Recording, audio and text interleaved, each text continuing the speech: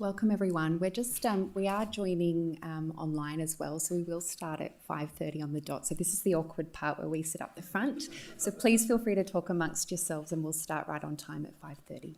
Thanks.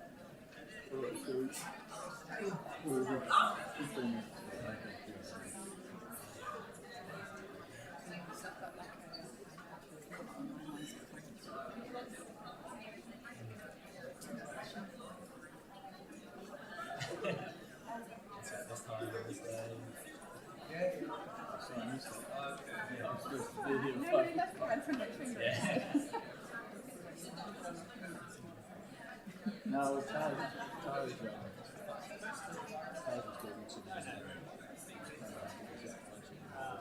signatures $11 million contract.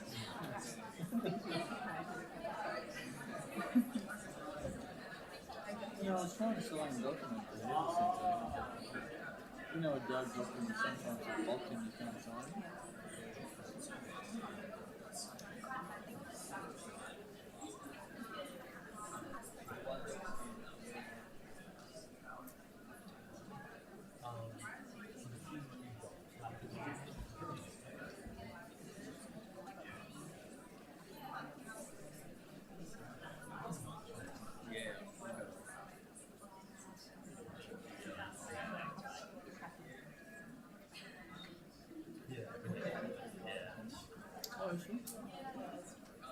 Good.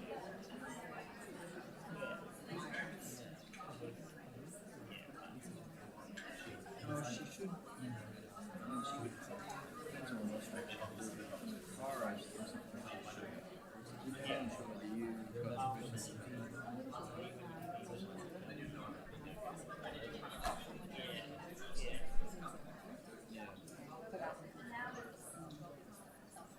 Given that she's the faculty student experience engagement. I'm going to approach my friends. Stella from China is trying to get her to go to China.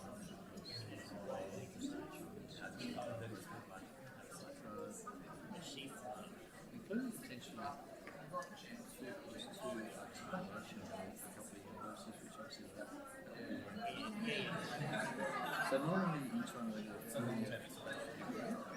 but then if they come here afterwards, if we do if they do 2 years in China, and then they do this second 2 years in the bachelor here, they can get a bachelor contract. So they don't have to do 2 years. So anyway.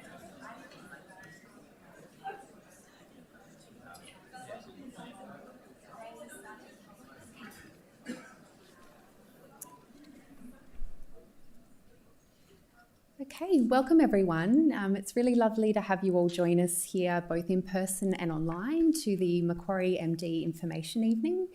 So at Macquarie, we have a Doctor of Medicine. We call it the Macquarie MD. That's our affectionate term for our program here. And I'm really pleased to be joining you here with some really great panellists who you'll hear from a little bit later. So we have Hayden, who's one of our first year medical students joining us here today, and Gabby, who's in her final year of medicine here at Macquarie.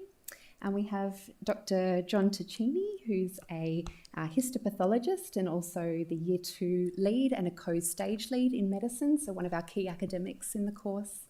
And we have Dr. Christine Chu, who's a senior lecturer and our Year 1 lead in the medicine course as well.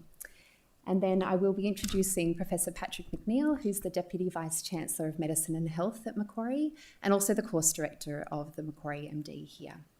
But first, I'd really like to start by welcoming you to country. Welcome.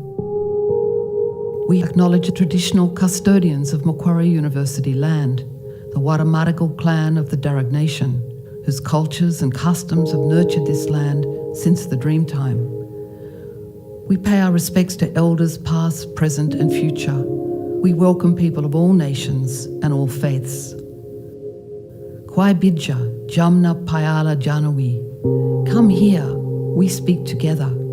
We have 60,000 years of archaeological evidence of Aboriginal habitation at Lake Mungo and 20,000 years in Ryde. We have great antiquity.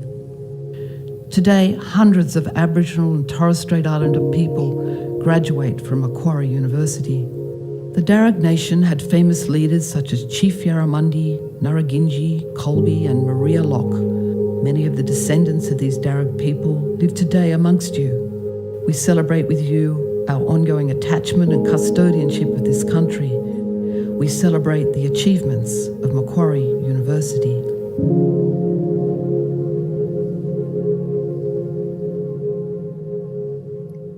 I'd like to pay my own personal respects as well and acknowledge the Warramadigal clan of the Darug Nation. And anyone who's walked here today will see the beautiful campus that we find ourselves on, and it's a real privilege to be able to work and learn in this space. And to those joining us online, I extend that acknowledgement to the countries that you'll be joining us from today. So as I mentioned, Professor Patrick McNeil joins us today, and he's going to share with you some of the key information about the Macquarie MD, as well as some of the unique aspects of that. So thank you, Patrick. Thanks so much, Hayley, and welcome to Macquarie University for visitors online and here today.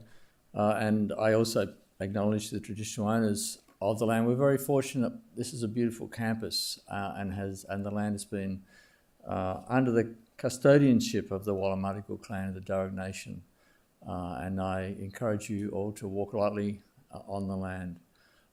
And wherever you are situated for those online, also encourage you to recognise the traditional owners of the lands where you are. So welcome. I'm going to start also with a video about the Macquarie MD. And so we'll just play that one.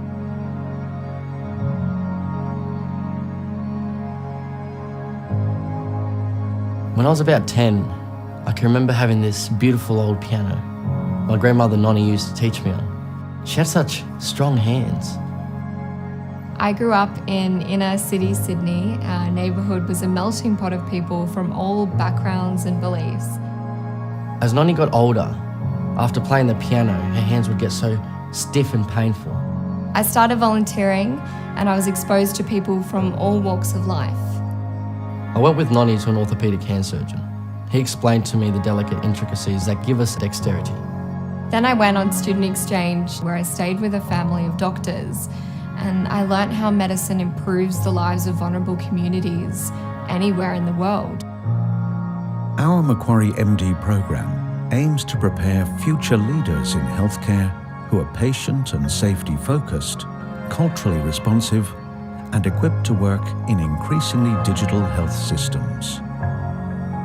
Macquarie University is the only Australian university that owns its own hospital and clinics, integrating education, research, and clinical practice all on the one campus. Our students will have extended exposure to international clinical experiences. They will develop cultural responsiveness and learn about different health systems, preparing them to work in multicultural Australian and global communities. With a small student community, the program aims to provide an exceptional student experience to the next generation of doctors, setting a solid foundation for the practice of medicine in an ever-changing world. Watching Nonny play piano after surgery, I knew what I wanted to do. I knew my purpose was to help communities in need all over the world. Realise your calling.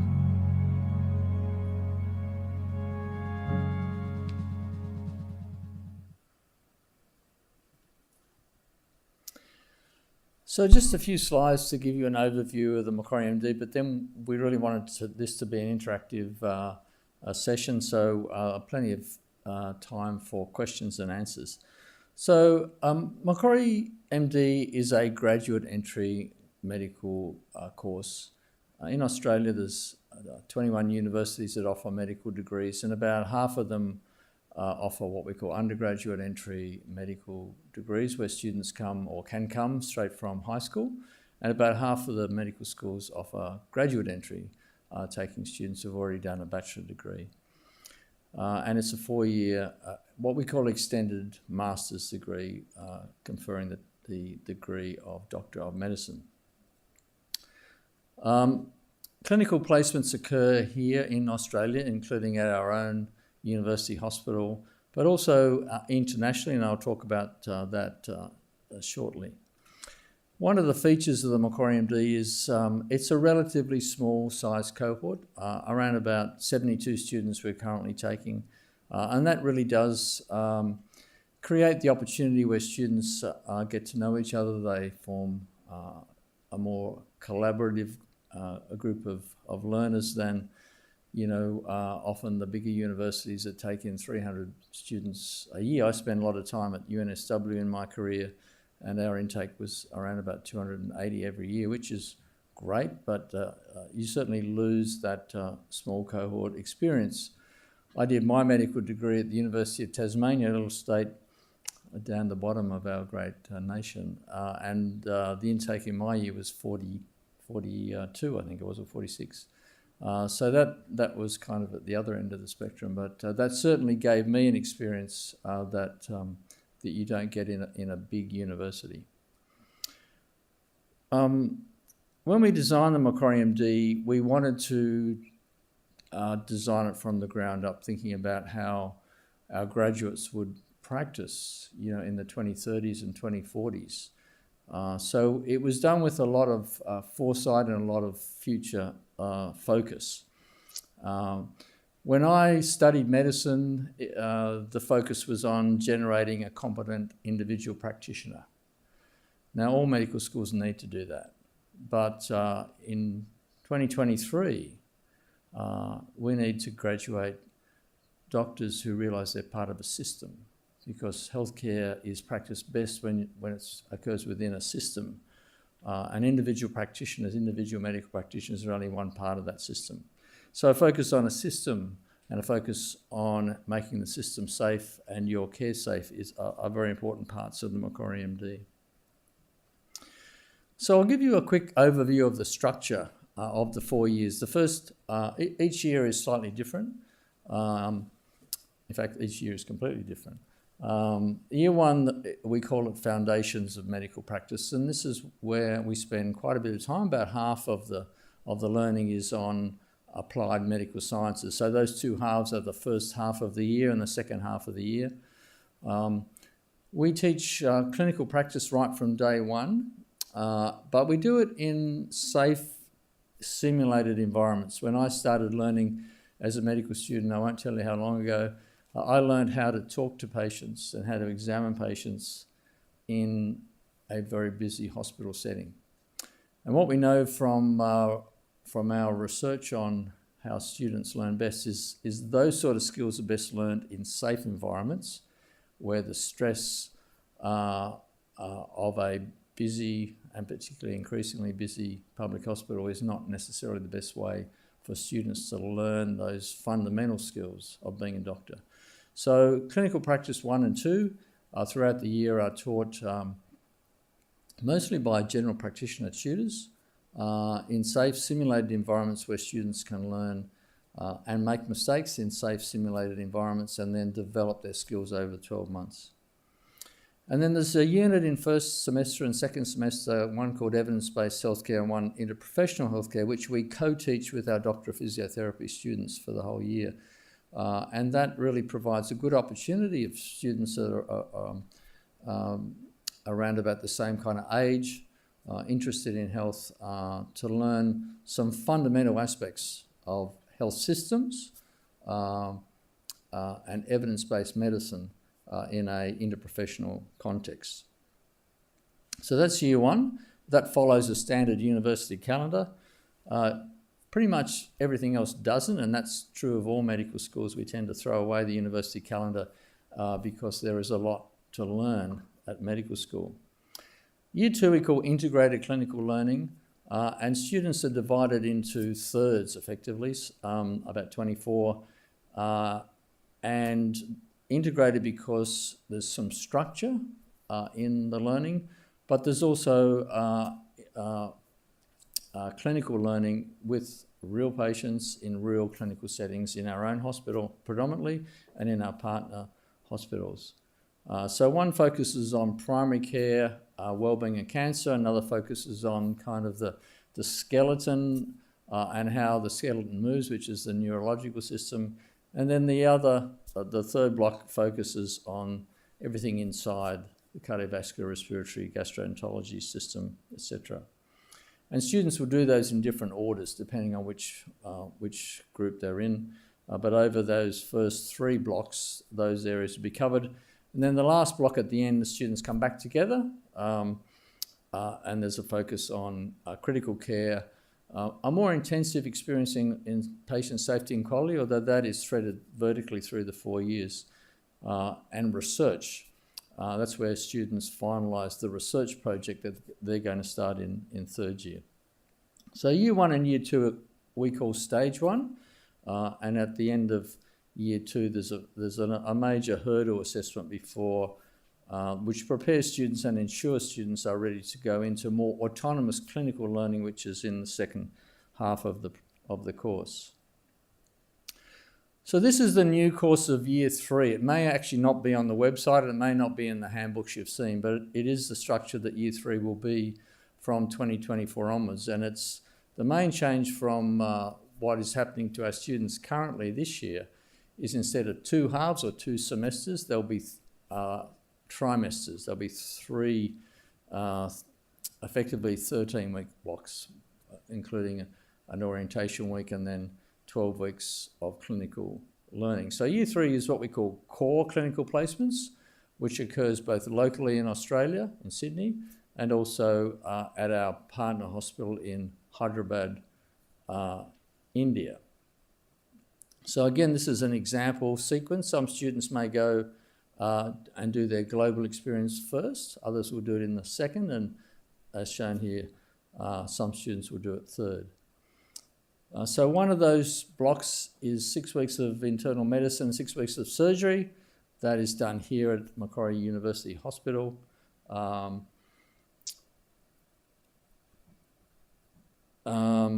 as well as our partner hospital at Northern Beaches Hospital.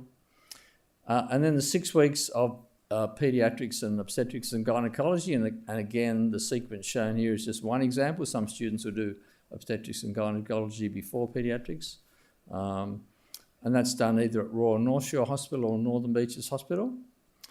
And then you'll see as well as that there's a longitudinal general practice stream. So what that means is we allocate students to a general practice, a partner general practice, and they go there 1 day a week, usually a Tuesday or a Thursday, whilst they're doing medicine or surgery or paediatrics or obstetrics and gynecology.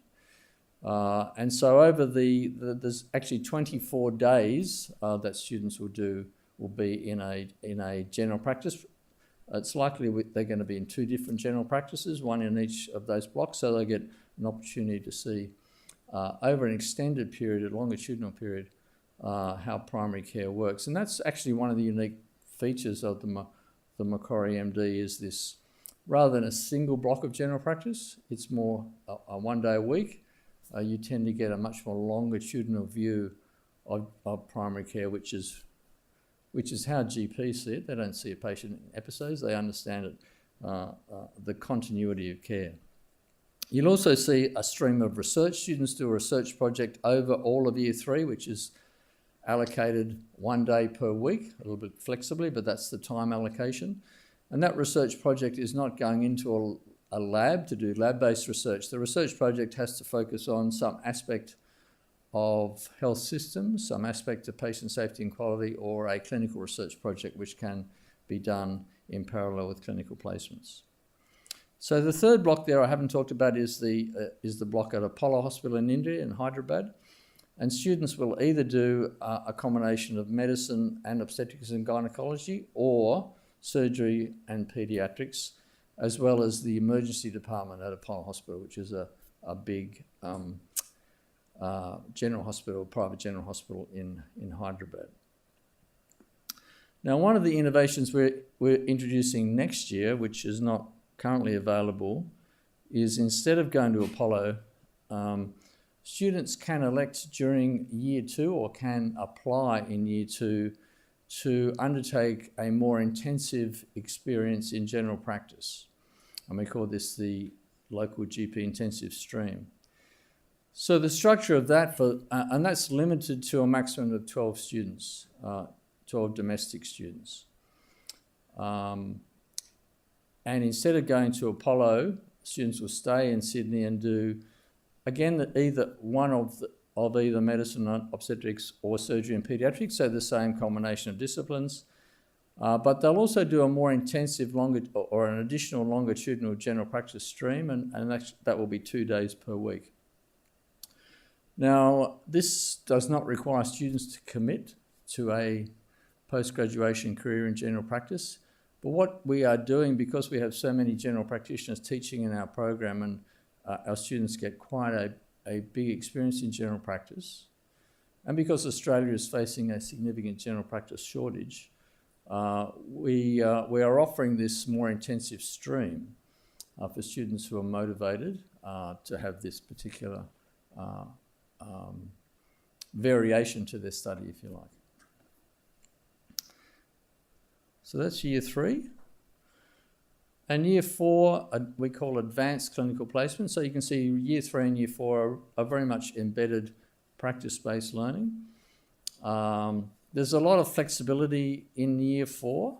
The mandatory experiences are an 8-week block in critical and acute care, which includes at least 4 weeks in emergency department. That's either at Northern Beaches Hospital or Royal North Shore Hospital, and a mental health block, which is again in the Northern Sydney Local Health District's facilities. Students also have an ability to do a selective, where they can choose from, I'll talk about those in a minute, and an elective, and then they finish off their research project. All right, so electives. What is the difference between an elective and a selective? Electives are student-initiated clinical placements. Within reason, students can choose to do a period of clinical placement or elective study anywhere in the world or in any discipline, any context, and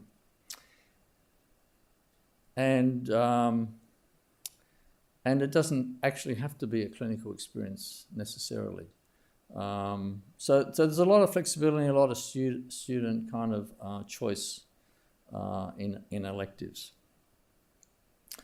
Selectives are slightly different. Selectives are things that the university or the faculty has organised. They're quality assured, pre-arranged clinical placements, but again, the student has the ability to choose. So there could be, selective could be an additional clinical placement in an aspect of surgery, maybe a specialised aspect of surgery, or could be another particular aspect of surgery if that's the student's interest. And again, I won't go through all the dot points, but we offer those at MQ Health, at our Northern Beaches Hospital, and also at Apollo Hospital. So students, for example, doing the GP intensive stream in third year who didn't go to Apollo could do a selective at Apollo, for example. Okay, so that's a quick overview of the structure of the Macquarie MD. How do you, if you're interested in the Macquarie MD, how do you apply? Macquarie is a participant in a national system called GEMSAS, or GEMPAS, which 10 graduate entry medical schools participate in. In fact, the majority, except for a couple of graduate entry medical schools, participate in. University of Melbourne, University of West Australia, Deakin, Griffith, Macquarie, University of Notre Dame. And the advantage of this is there's only one place you apply for. You don't have to apply to all those universities. You can just apply to one place. In fact, you have to apply to one place. So the minimum requirements to enter the Macquarie MD are you have to have completed a bachelor degree by the end of this year. You don't have to have finished it before you apply, but you have to be planning to finish it by 31st of December this year. A GPA is grade point average, which is academic performance in your bachelor degree. A minimum of 5 out of 7. I've got to tell you that the average applicants that get into the Macquarie MD tend to have GPAs well above 6. So it is highly competitive, but the minimum is a grade point average of 5. You have to have done the GAMSAT, which is a graduate admissions test, whatever, and a score, a minimal overall GAMSAT score of 50. Again, I've got to say that the average of people who've been accepted into Macquarie over the last few years have GAMSATs well above 60. There is a short personal statement that you need to complete, which is marked satisfactory or not satisfactory. It's not a portfolio. It's not a set of questions on what a fantastic doctor you're going to be and how you're incredibly committed and motivated to be the greatest doctor in the world. It's simply a fairly simple set of questions for you to reflect on about whether you understand the opportunities and challenges of doing an international period of time in year 3. What we don't want to do is have students accept the position of Macquarie MD and then in year 2 say, oh, I don't really want to go to Hyderabad. I didn't know that I had to do that. And the personal statement is really to get you to think about it and go through a structured way of thinking about, is this the right course for you? And if it isn't, then don't tick Macquarie in your GEMSAS preference. So that's the personal statement. And then there is an interview, and that's a multiple mini-interview format. And the way that GEMPAS works is that of all the 10 universities that participate in GEMPAS, which is everyone except for University of Sydney and Flinders, I think, you will only do one interview with one medical school, depending on your GPA and your GAMSAT and where you preference that university in some complicated mathematical algorithm that I don't understand. But if you come and do an interview at Macquarie, we will score it. You may get an offer at University of Melbourne or Deakin. They will accept the score that we gave here at our interview. We take students who've been interviewed at another university and use the score that they ranked. So there's a single interview that occurs. So then what components do we use? Every university uses a different set of these components of GPA, GAMSAT, and interview score. We use the GPA and the GAMSAT 50-50, equally weighted, and satisfactory completion of your personal statement to choose from the 1,100 people who listed Macquarie in their preferences last year, choose around about 120 to interview. Of those 120, then we score the interview. Then we use the GPA score and the interview score. We don't use GAMSAT in the final ranking. We only use that as part of the process. So that's, and then there's a ranking that GEMSAS provides, and then we go down the list until we fill our roughly 60 domestic places. So that's the process. There's no writing letters to the executive dean saying, please, my son is so motivated that I'm afraid I have no role in the admission process. It's entirely quantitative. So there's some details. If you're interested in applying, next month, May, is the time to apply. Applications open in the GEMSAS website on the 1st of actually next Monday. Goodness, it's the end of April already. And you have exactly 1 month. They close at 5 p.m. and I'm afraid GEMSAS doesn't accept late applications. Then we will be holding interviews here on Saturday the 23rd of September. So if you are interested in listing, so when you go to the GEMSAS site, you can list out of the 10 universities, you can list 6. Okay, you can't list them all. You have to choose 6 out of the 10, and then you rank them in order. Now, it is important that order because it depends on where you might have your interview, and it might depend on where you get an offer, and you only get 1 offer from those 10 schools.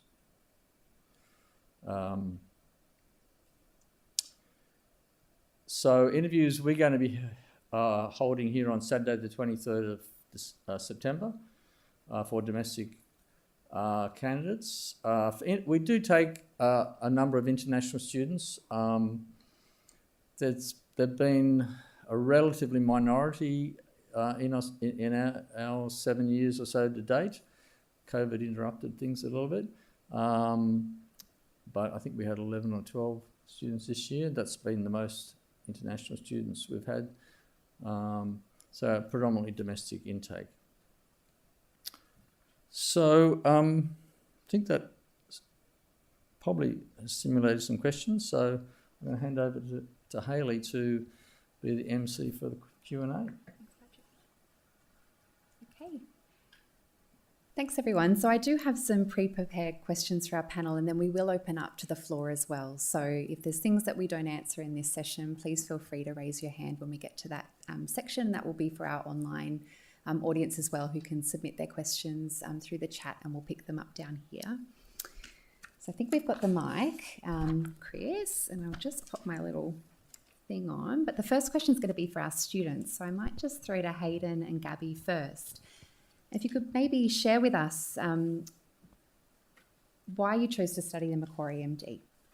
So, hey everyone, my name's Hayden Ryland today, and I'm a first year medical student studying here at Macquarie. I did my undergrad at Macquarie studying a Bachelor of Clinical Science, and I was able to, through that degree, see firsthand the amazing facilities that Macquarie has, such as the hospital 2TP with the clinical rooms that we end up doing our tutorials in this year, and really they're meant to show what it would look like in a clinic when you are with a patient.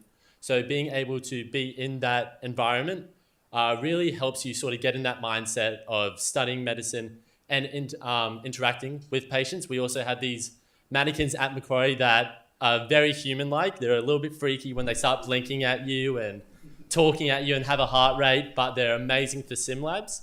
Another thing that really spoke to me about the Macquarie Uni MD was the small cohort.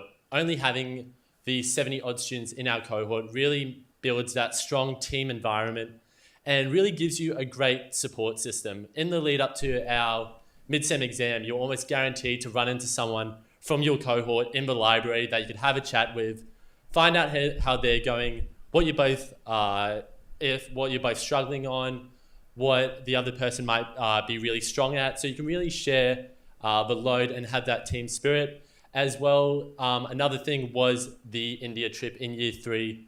I have a really great interest in global healthcare. So Macquarie having that as one of their key ideas was amazing for me, and I really look forward to it. Being able to look outside your own sort of circle and community to the greater world and international healthcare really speaks to me. So I really look forward to that, and that's why I chose the Macquarie MD.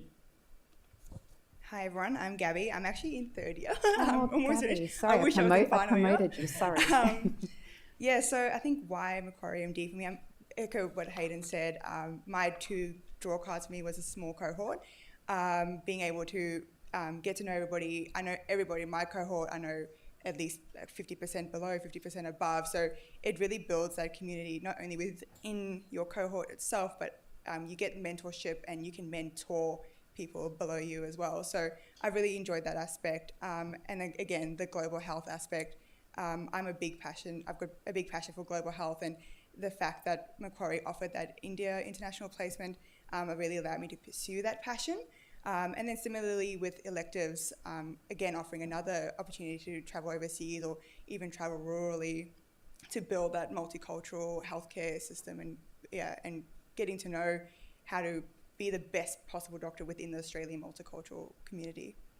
And Gabby, you're going to India this year, right? I am. I'm currently prepping all the visas and this passport, so very exciting. How are you feeling? Have you spoken to the students that are there now? Yeah, so actually we had a big talk with them on Friday just about how to prepare.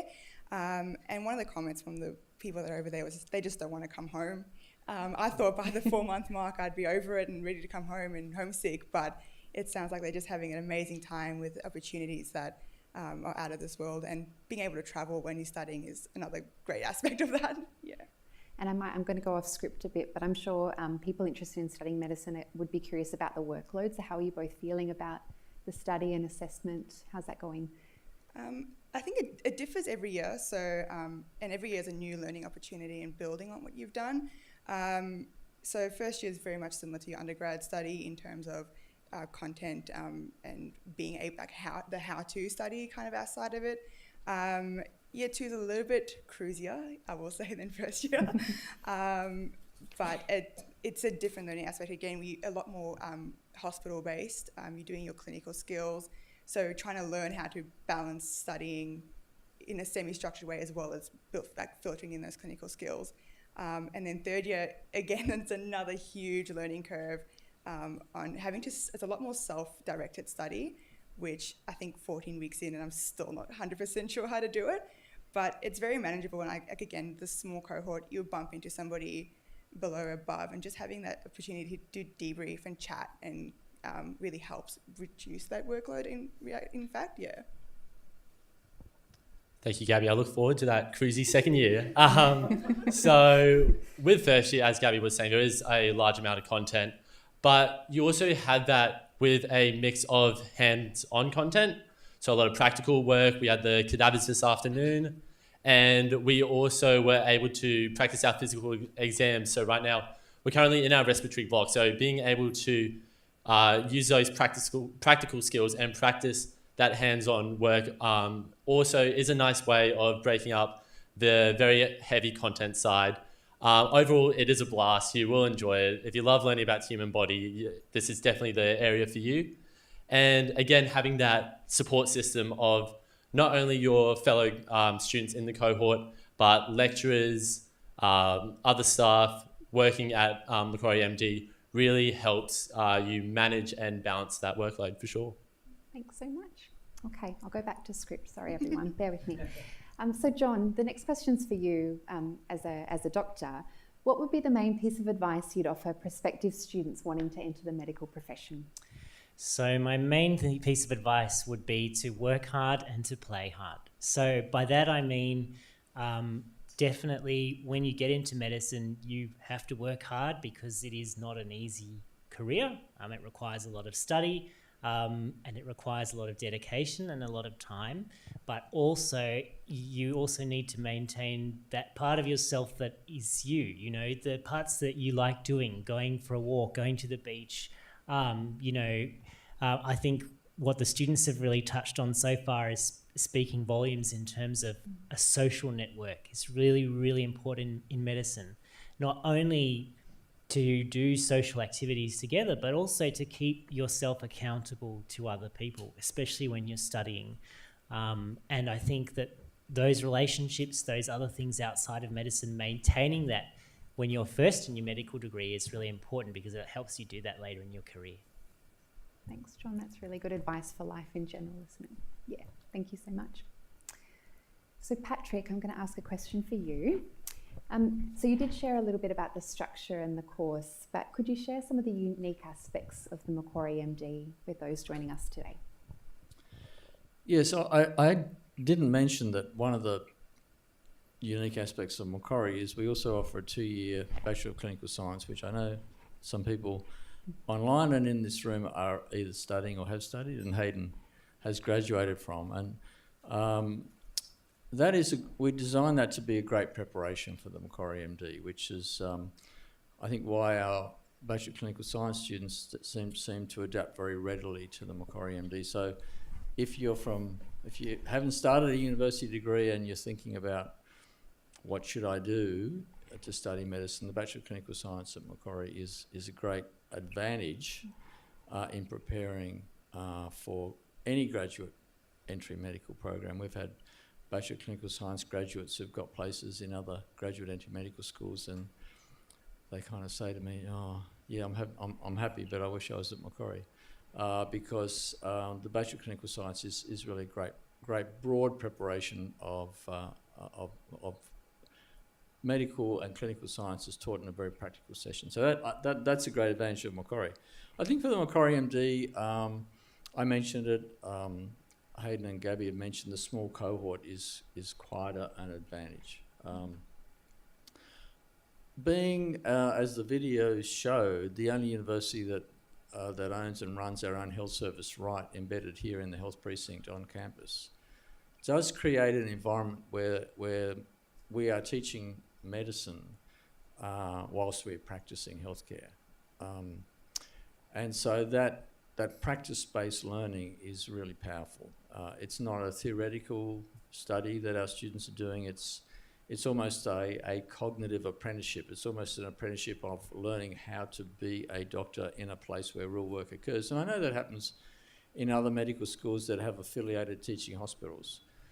But our teaching hospitals in Sydney are very, very busy and very stressed places. And I'm not sure that they are the most nurturing places to learn medicine. And I think learning in a relatively, controlled and not overly busy academic hospital is a really good place to do your clinical learning. And even in first year, where our students aren't in our hospital or clinics so much, many of their teachers are our clinical staff who are actually actively practicing and teaching. And John, who runs year 2, is a practicing pathologist and as well as a medical doctor. He's looking at specimens of pathology that come out of our patients and reporting on their illnesses. And so that brings that very close link. The teachers that our students are having are people who are actually practicing medicine in some form day to day. The global experience is really important. It's quite unique. Sure, every medical school will offer an elective, and many students take an elective overseas. But if you talk to people who go to university and study anything, law, business, education, anything, and they do a period of study abroad in their bachelor degree or even their master's degree, that study abroad is often very transformative. Travel is a very transformative experience, particularly when it's combined in a period of your life when you're learning. And as I said, we want to graduate graduates who understand they're part of a health system, or we can give them a lecture on health systems and they'd probably be a bit bored. The best way to learn about health systems is go and experience a different health system. And India is quite a different health system, but still we've chosen Apollo Hospital because it is international standards, what's called JCI accredited, which means the practice of medicine at Apollo Hospital is of international standard. But the system is very different. The culture is very different. And there's things that we can learn from a place like India. It is an amazing country. And the medicine is taught, it is spoken in English, is practiced in English, despite India being a very multicultural country, even within its own billion people. So it is actually a great different health system for our students to learn that Australia is not the only system that works in providing healthcare. And then I think one of the things I touched on, which we're just introducing, is the GP intensive stream. Australia is going to be 11,000 general practitioners short in 2030. There's 2 big studies that have shown that. And that's not going to be rural and regional. That's going to be metro.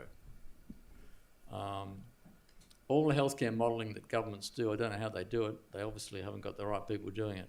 We're trying to make a contribution because we recognise how important general practice is in a functioning healthcare. You see that when you go to India, they don't have general practice like we have it. They have a different type of primary care.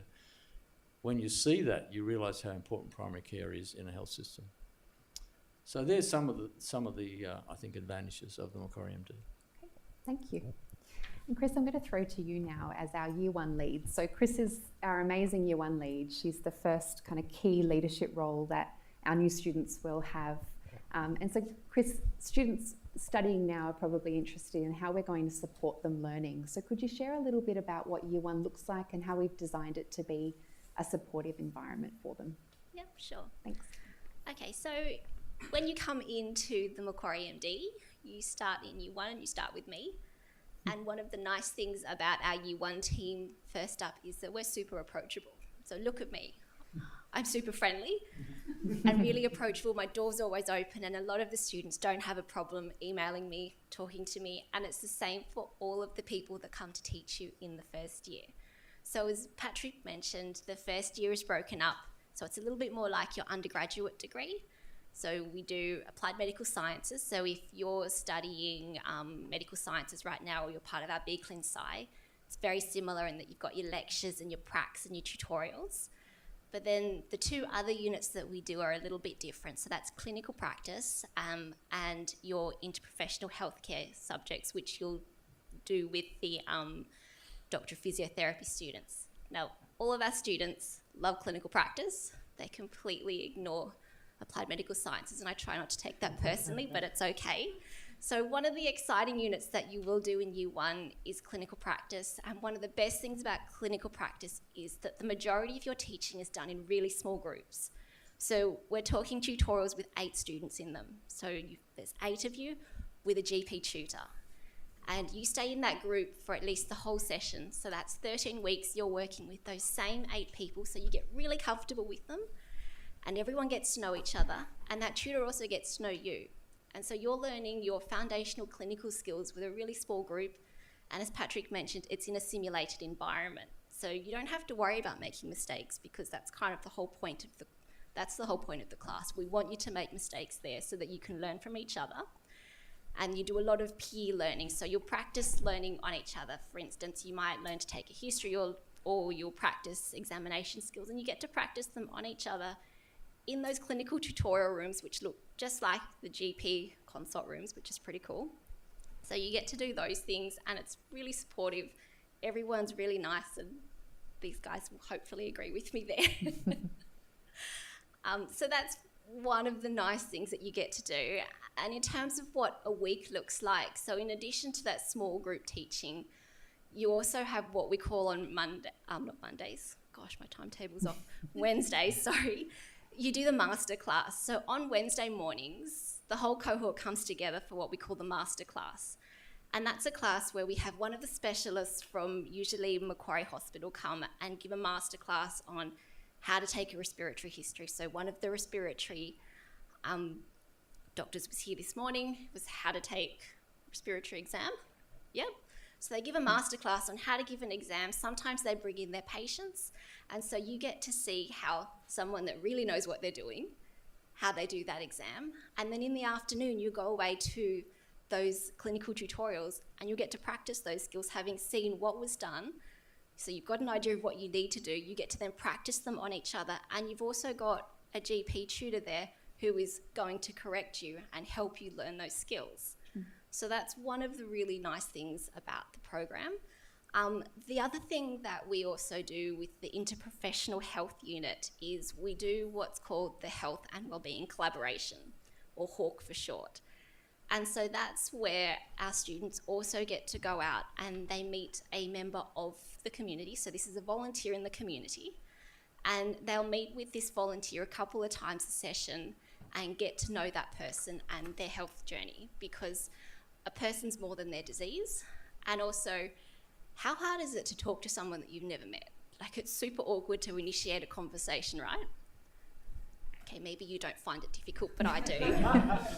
So it's one thing to be able to take a history from someone, but it's another thing to be able to build rapport. So one of the things that we get you to do is to go out and talk to someone in the community who's a complete stranger, but they know that you're a medical student and they know that you need to practice these things. So you get to practice talking to these people, building rapport, getting to know them, as well as getting to know their healthcare journey, because sometimes it's not so much they went to the doctor, but it's understanding how their condition affects their daily life. How do they get to appointments? Do they like listening to their doctor's advice? You know, I was supposed to still be on crutches. No. But it's getting to know the people that way and getting to practice some of those other skills, like, you know, traveling somewhere. You have to go and meet these people. You need to organise yourself. You need to work with your physiotherapy partner to also organise your meetings so that you can talk to these people. That's part of the experience of year one, and we make sure that we pair you up so that you've always got support there as well. So that's kind of what year one looks like. It is hard work. There is a stack of work that you'll need to do, but it is fun, and we do support you throughout the whole journey. Thanks so much, Chris. And then the last question from me before I open up questions to the floor. So anyone online, if you've started to kind of think about questions, feel free to start sending those through in the chat function. But the last question is for Hayden and Gabby, first and third year. Sorry, Gabby. So perhaps you could share with us one of your key highlights or memories of your experience in medicine so far. It's really hard to choose just one, honestly. I think probably I think my one for this year is still coming in going to India. So I think my highlight will be India. But I think a key highlight for me is getting to know, because I moved from Melbourne, so building my community and my family up here. And that's what the MD program becomes, is they become your family. So that's been a key highlight, being really well supported by fellow students, by faculty, and just knowing that if I'm ever going through something that I can reach out. So that's probably just feeling really safe and secure in the environment. Yeah. Thanks, Gabby. As Gabby said, there's too many to pick from, and I'm only in week 8 right now. But we've had mums, which were the med camp, which was organised by mums, which was a blast at the start of the semester, getting to meet everyone. Also, the late night study sessions at the library, as much as they were stressful, were very enjoyable with everyone. But I reckon my favourite highlight so far was probably the stethoscope ceremony.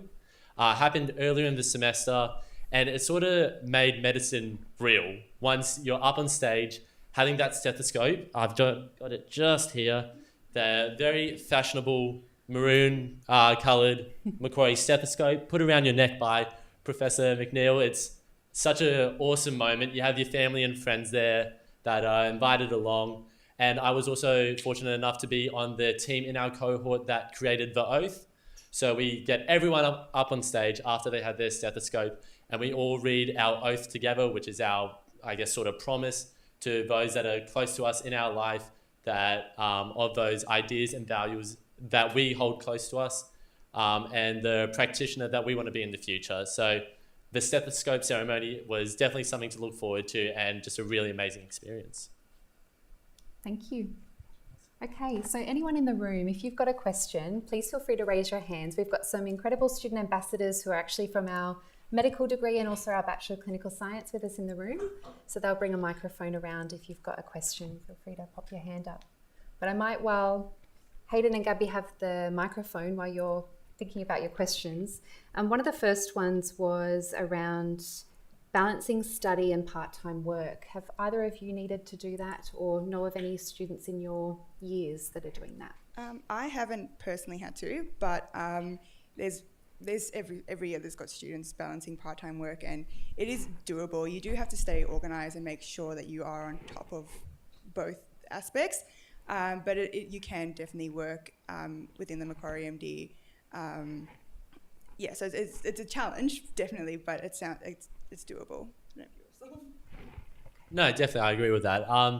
Medicine students are usually very well-rounded people. They do their social sport, they hang out with mates, they do part-time work on top of studying. So plenty of people in my cohort, I'm sure it's the same for yours, your cohort, Gabby, work, do sport, play social sport, everything like that. So finding that balance, and if they are struggling, asking people in the cohort what their strategies are has also been a really great help for people, helping to find that schedule, that weekly schedule that works for them, and be able to create that balance while keeping up the workload of medicine.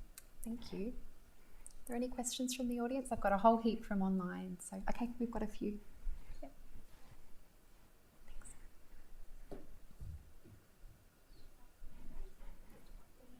Yep. Hi everyone. My question is, this information is purely for postgraduate medicine entry.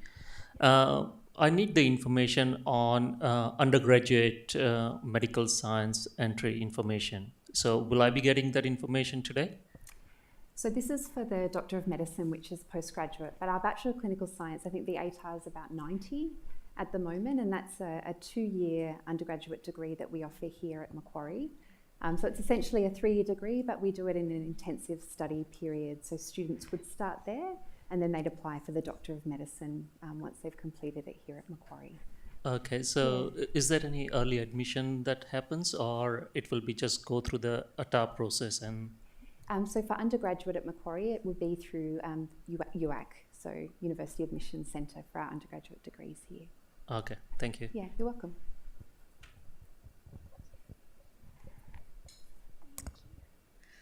Hi, so I just wanted to ask a question about the electives in the, I think it was 3rd or 4th year. So with those ones, is it similar to undergraduate electives where you can just choose them and there's, you don't really have to put much thought into it? Whereas do you have to get a particular grade? Say, for example, you wanted to do an elective in neurosurgery. Would you need a particular grade to be looking into going into those kind of electives? Or is it quite similar in that you just choose it and it happens? Do you want to answer that, Patrick? Look, no, it's very student organised and student centred. There's no academic barrier.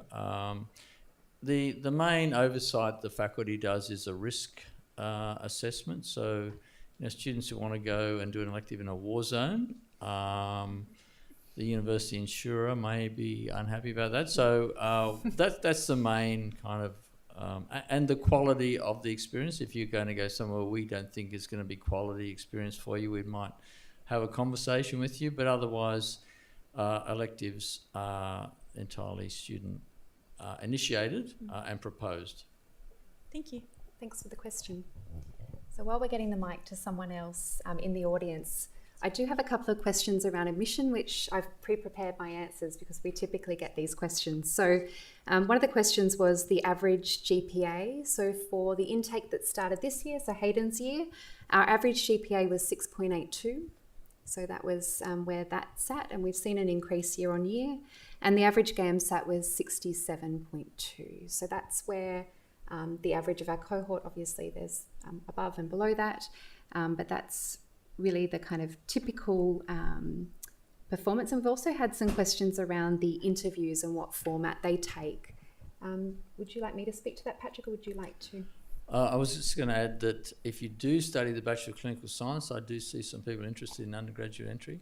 We do have Bachelor of Clinical Science applicants to GEMSAS do get a bonus on their GPA. 3%.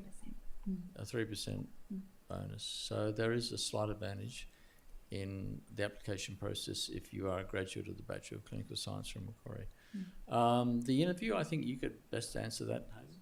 Yeah, so the mini multiple interviews at Macquarie, we do 8 stations of 8 minutes. So it's like the speed dating of medical admissions.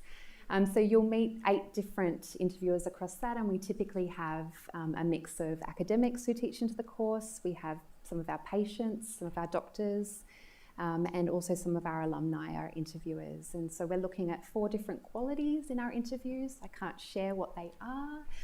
I can see those questions coming through. And that's a really standardised way of looking at those qualities. So we have 2 assessors for each. So you have an opportunity to have a score out of 112, and that's what we then use to rank. This year it'll be in person. So the last few years we've run it in an online format, but we really want to bring students back to our campus and start to form that connection here and see our fantastic facilities. So we'll be doing it again in person on the 23rd of September this year.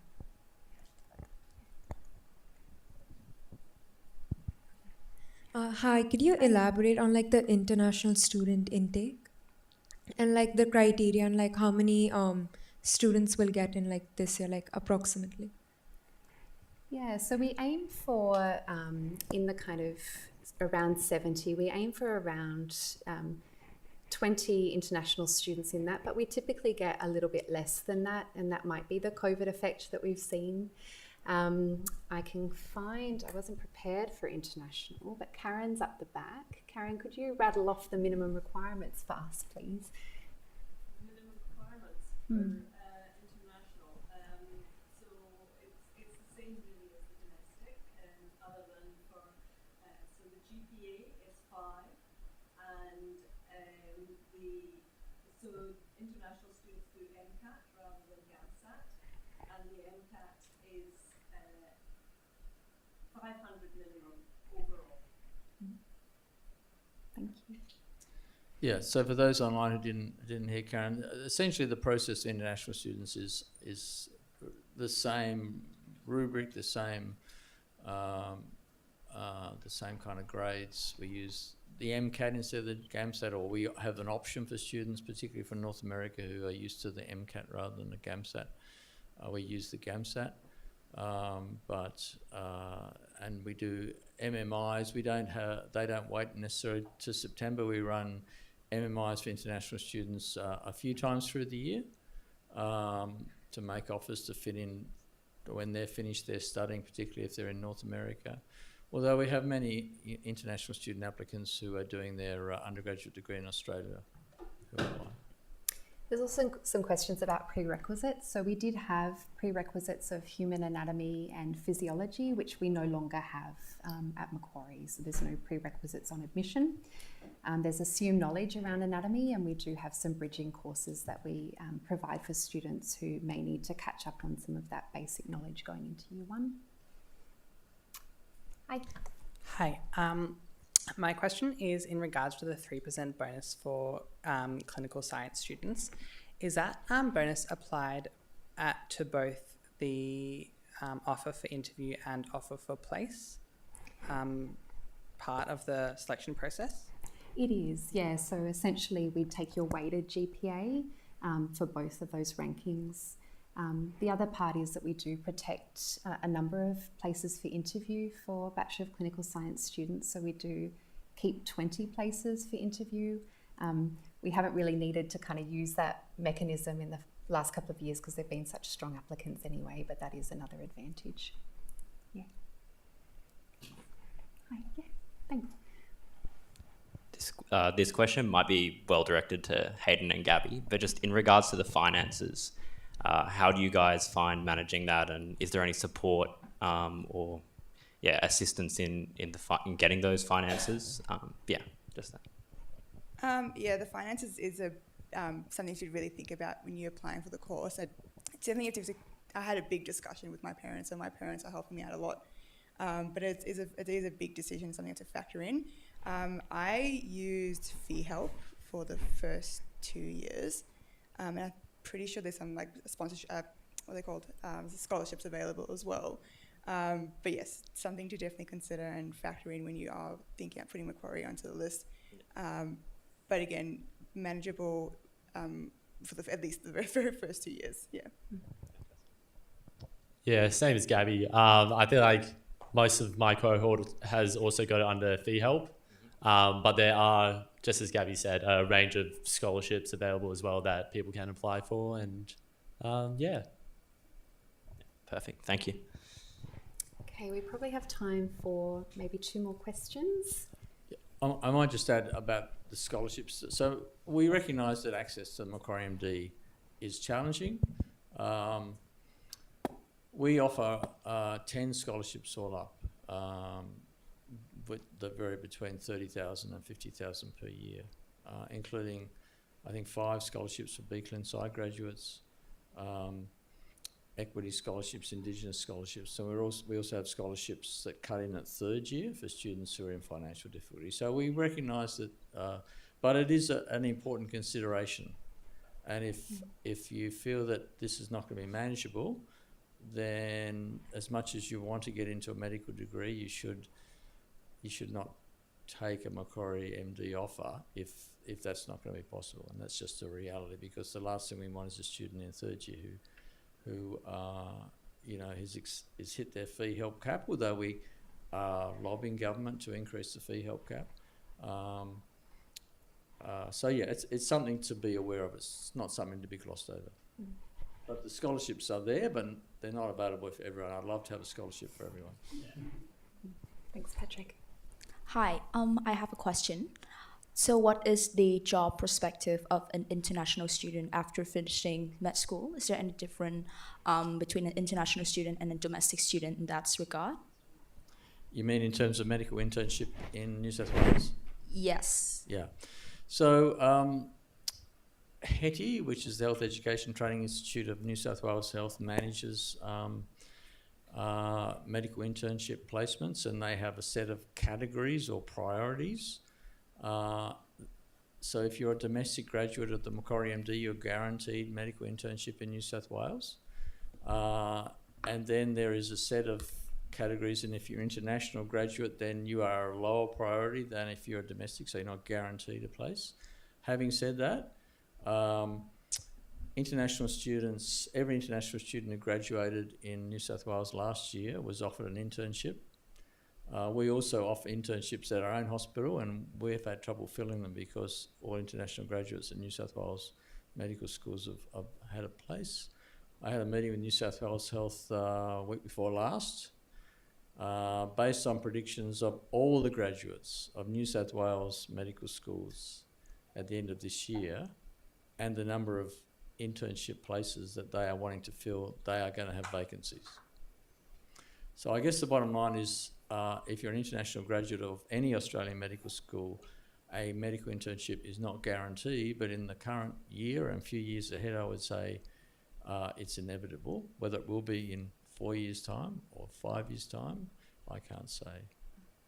I hope that helps. Thank you. Okay, got a last question. Yeah, lucky last. Hi. Thank you. I just wanted to know, like, what other options, because for someone who's already finished uni, but didn't get the GPA, like, do you recommend, like, going through the Bachelor of Clinical Science, or like something to just like help with that GPA situation? Yeah, I can probably take that one. So often students who find themselves in that situation would look at postgraduate studies. So even something like a Master of Public Health is a really nice thing to explore. The way that we do the GPA through GEMSAS is that we actually weight the final year more heavily in terms of the GPA calculation, and any postgraduate study counts as your final year, and maybe your first year, which perhaps you were learning or partying or whatever that might be, starts to fade away into the background. So if that's the situation you find yourself in, I'd really encourage you to explore postgrad study that will really align with where you want to head as well. Yeah, you're welcome. Okay. Well, thanks everyone for joining us. We will be, after this event, sending out an email that will have a recording of this session. There's a number of questions that we haven't been able to answer, so hopefully we can prepare some FAQs to go out with that email as well, and address anything that we weren't able to here today. I'd like to thank those joining us online for Zooming in here to the Macquarie campus. And for those who are on campus with us here today, we will be running some tours of our incredible facilities. So I'd really like to invite you to come out into the foyer of our clinical education building, where you'll have a chance to network with the panel members, maybe meet a new friend who might be your buddy next year in medicine, and to also come and see some of the fantastic facilities that we have here at MQ Health. So thanks for joining us, and thanks to our panel.